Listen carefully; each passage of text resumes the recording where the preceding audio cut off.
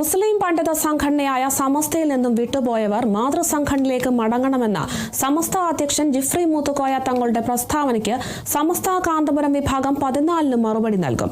സുന്നി ലയനം ഉൾപ്പെടെയുള്ള കാര്യങ്ങളിൽ 14-ന് കോട്ടക്കലിൽ നടക്കുന്ന വിളംബര സമ്മേളനത്തിൽ മറുപടി പറയുമെന്ന് സുന്നി ജംഇയ്യത്തുൽ ഉലമ അഖിലേന്ത്യാ general secretary Kanthapuram A P. Aboobacker Musliyar പറഞ്ഞു.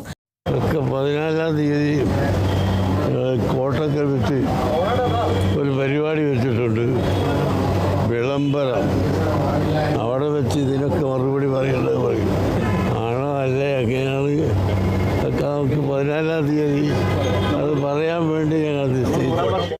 കാസർഗോഡ് കുണിയയിൽ സമസ്ത 100-ാം വാർഷിക മഹാസമ്മേളനത്തിൻ്റെ സമാപന ചടങ്ങിലാണ് സമസ്ത അധ്യക്ഷനായ സയ്യിദ് ജിഫ്രി മുത്തുക്കോയ തങ്ങൾ സമസ്തയിൽ നിന്നും വിട്ടുപോയവരെ സ്വാഗതം ചെയ്തുകൊണ്ട് മാതൃസംഘടനയിലേക്ക് തിരിച്ചു വരണമെന്നുള്ള പ്രസ്താവന ഇറക്കിയത്.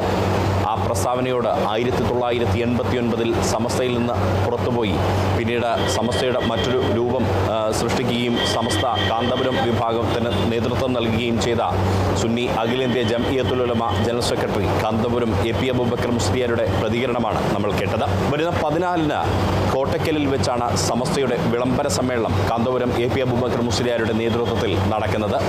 അതിൽ കാന്തപുരം വിഭാഗം സമസ്തയുടെ ഈ സമസ്ത 100-ാം വാർഷിക സമ്മേളനത്തിൻ്റെ പ്രഖ്യാപനവും നടക്കുമെന്നുള്ള വിവരമാണ് സംഘടനയ്ക്കകത്തു നിന്നും നമുക്ക് ലഭിക്കുന്നത്.